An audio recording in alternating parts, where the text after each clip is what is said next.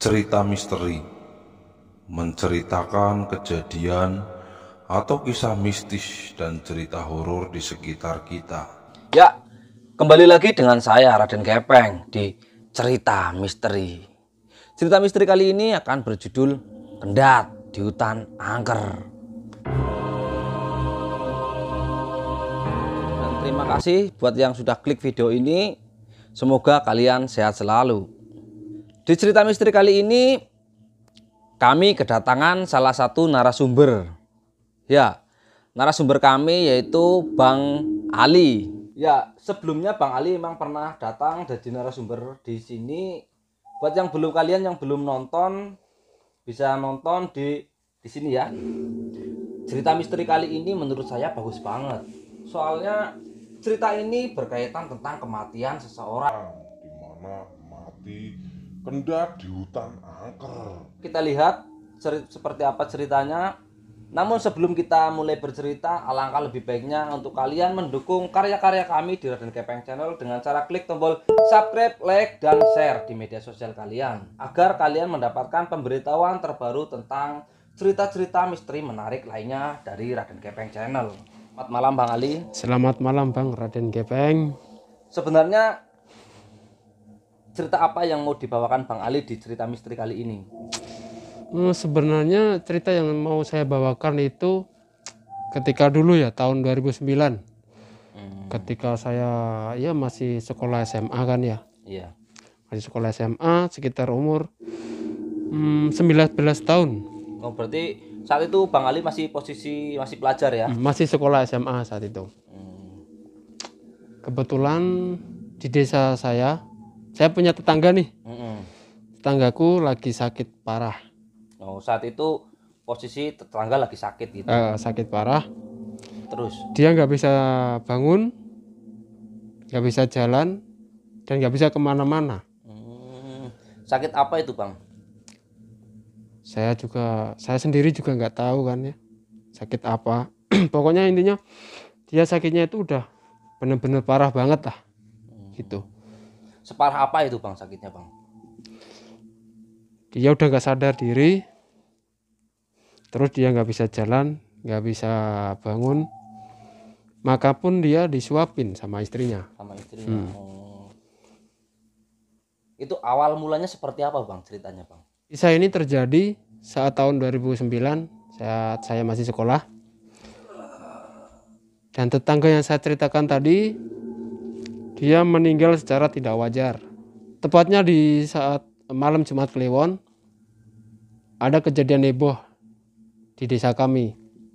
Bisa langsung diceritakan kepada kami nggak Bang ini ceritanya seperti apa itu? Sakit tadi, dia menghilang tanpa diketahui keluarganya gitu. Saat itu di malam Jumat Kliwon, keluarganya melihat kamarnya dan dia sudah tidak ada di kamarnya. Dan keluarganya pun dia merasa kebingungan dan mencari bantuan kepada warga sekitar. Dan warga pun langsung bergegas mencari orang tersebut gitu. Berarti orang tersebut itu hilang. Dia hilang secara ya bisa dikatakan tidak wajar lah. Soalnya kan dia sakit parah, tiba-tiba tidak ada di kamarnya. Dan itu pun dia pergi membawa selimutnya. Kalau di daerah saya namanya itu jarit ya. Jarit. Tahu jarit kan? Jarit. Jarit itu. Buat teman-teman jarit itu yang belum tahu ya, jarit itu kayak selimut zaman dulu ya, jarit.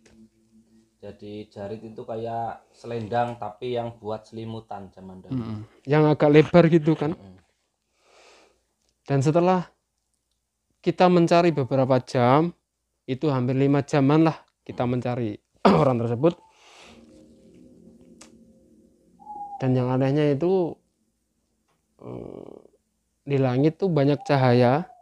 Kalau di tempat saya namanya itu antru. Oh, kayak mirip daru gitu ya. Kayak semacam itu kan. Itu menuju ke suatu tempat. Dan di situ adalah warga sering menyebutnya itu hutan angker di situ kan. Oh, hutan itu terkenal hutan angker. Terkenal angkernya.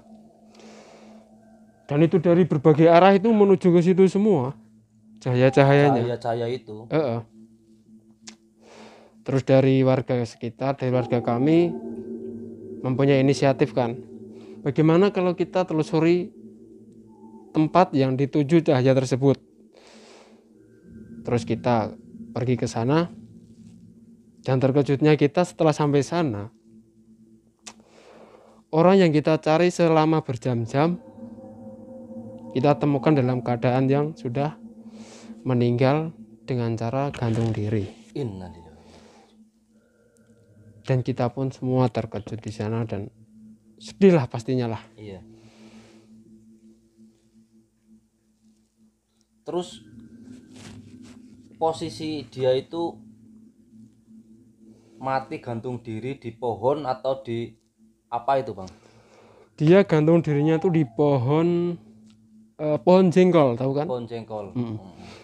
Dan pohon jengkolnya itu juga agak tinggi dia. Pohonnya tuh tinggi. Terus nggak tahu dia cara naiknya gimana juga kita masih nggak tahu. Sampai saat ini pun kita nggak tahu bagaimana dia naiknya itu.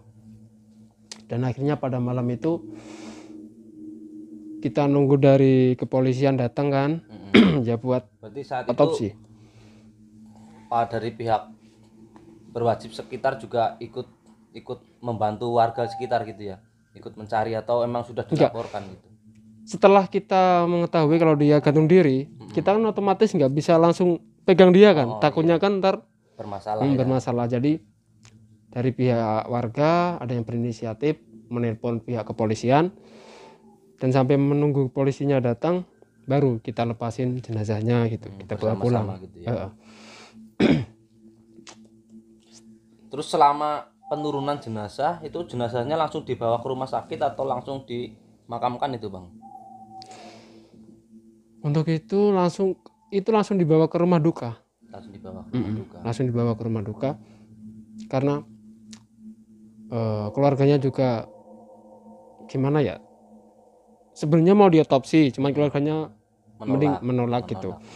Terus dibawa ke rumah duka dan esok harinya dia dimakamkan. Terus pas posisi penurunan jenazahnya dari pohon itu ada hal-hal enggak yang ada yang mengalami hal-hal gaib atau hal-hal tertentu atau melihat sesuatu gitu, Bang? Kebanyakan dari kita itu pada merinding semua, kebanyakan saat itu. Padahal itu kan warga banyak sekali kan, tapi masih takut. Itu lokasi hutan itu jauh ya, Bang ya, dari jauh banget dari perkampungan. Jauh banget itu. Bisa nyampe berapa ya? 40 menitan lah. 40 menitan. Jauh. Padahal posisi anehnya itu posisi beliau itu saat itu sedang sakit parah ya. Sakit parah. Jangan pun berjalan, dia bangun aja susah. Gitu. Menarik juga ya. Jadi orang yang sedang sakit parah tetapi nggak tahu seperti apa, beliaunya itu bisa berjalan dari perjalanan normal itu sekitar 40 menitan ya, ke arah hutan. Dan itu ke arah hutan loh, bukan lewat jalan raya. Dan kita tahu sendiri arah hutan pasti jalannya sangat penuh kayak jalannya itu nggak rata, sangat geronjal lah. Sangat geronjal, sangat penuh rintangan lah. Dan itu dilakukan oleh manusia yang nggak sakit aja kemungkinan akan memakan waktu ya. Itu dilakukan oleh manusia yang sedang mengalami sakit, dan sakitnya itu sakit parah. Lah terus setelah jenazah dimakamkan, dikebumikan, ada hal-hal tertentu nggak yang bikin warga sekitar itu resah atau gimana? Kayak hal-hal horor gitu ya. Gangguan-gangguan gitu. Iya. Kalau hal gangguan gitu banyak sih sebenarnya yang kita alami. Jadi nggak cuma 1-2 orang itu. Banyak yang lihat. Jadi ceritanya seperti apa itu, Bang? Banyak yang lihat. Banyak dari warga kita itu melihat dia berjalan-jalan mengelilingi desa. Sosok tersebut yang telah meninggal tadi. Itu setiap malamnya sekitar jam 12, jam 1 Sering setiap malam. sering pada lihat. Dan itu yang membuat kita merasa takut untuk keluar malam. Jadi saat itu suasana sangat mencekam sekali ya. Menakutkan. Apalagi kalau seperti yang pada ngikut mencari tadi, yang nurunin jenazahnya, kan masih Terngiang-ngiang gitu ya. masih ingat jelas lah mukanya gimana.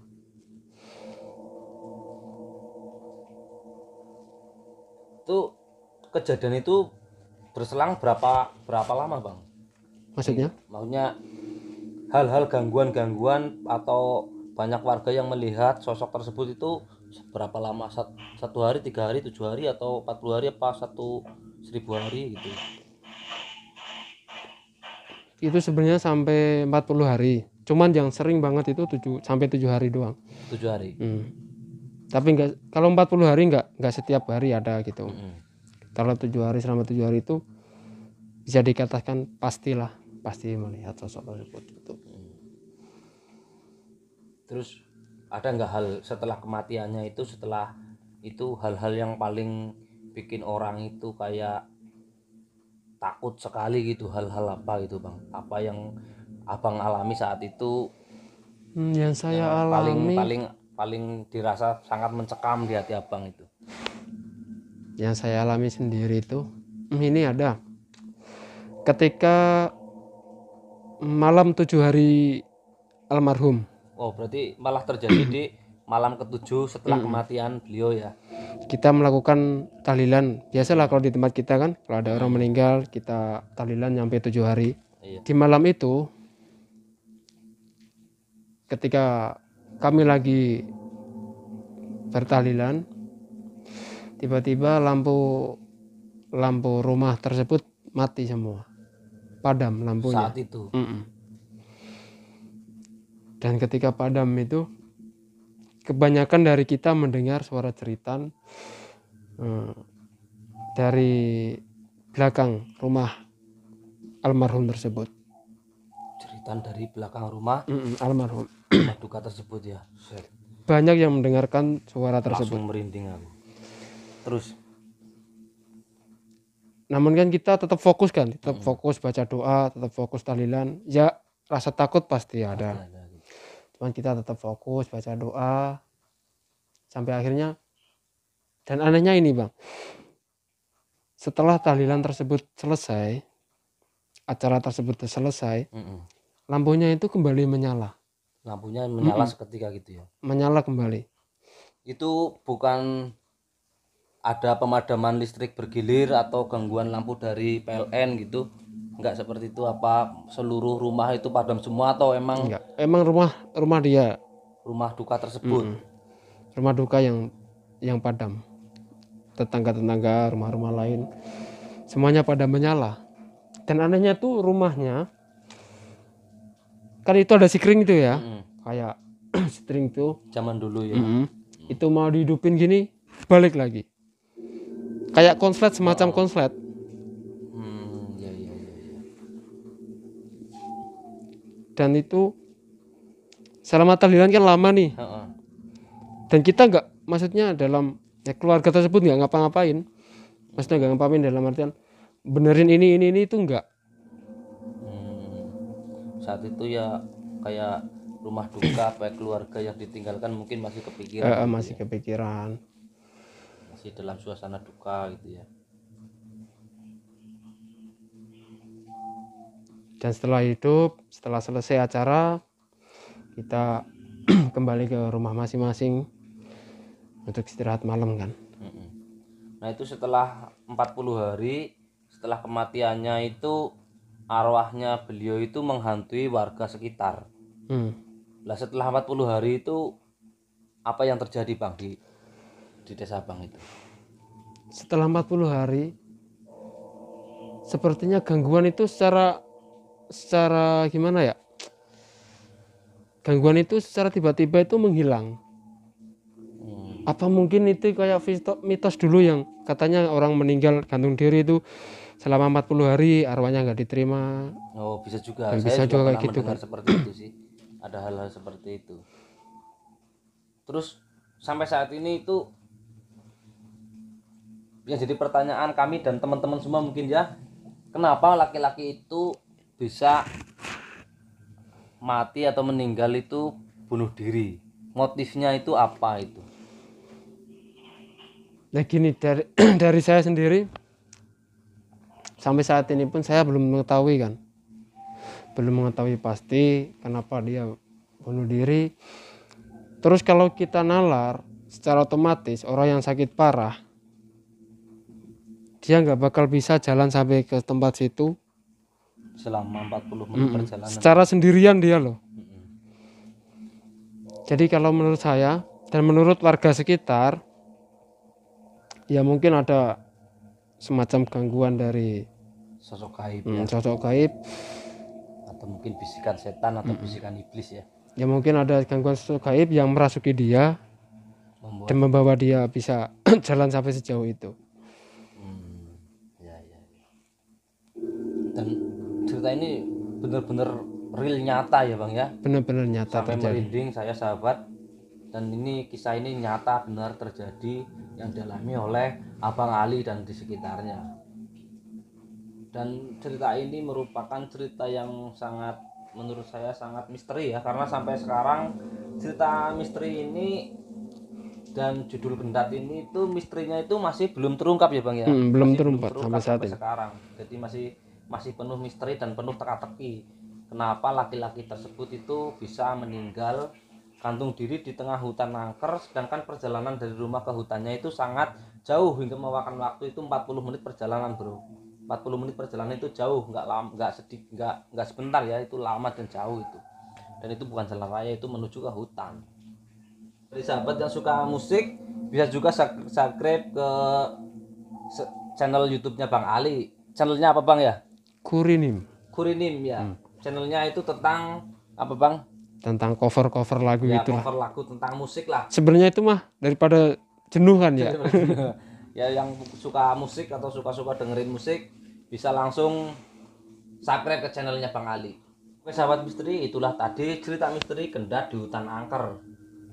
Buat sahabat misteri yang punya pengalaman mistis atau hal-hal ganjil yang Anda alami, bisa langsung kalian tuliskan di kolom komentar.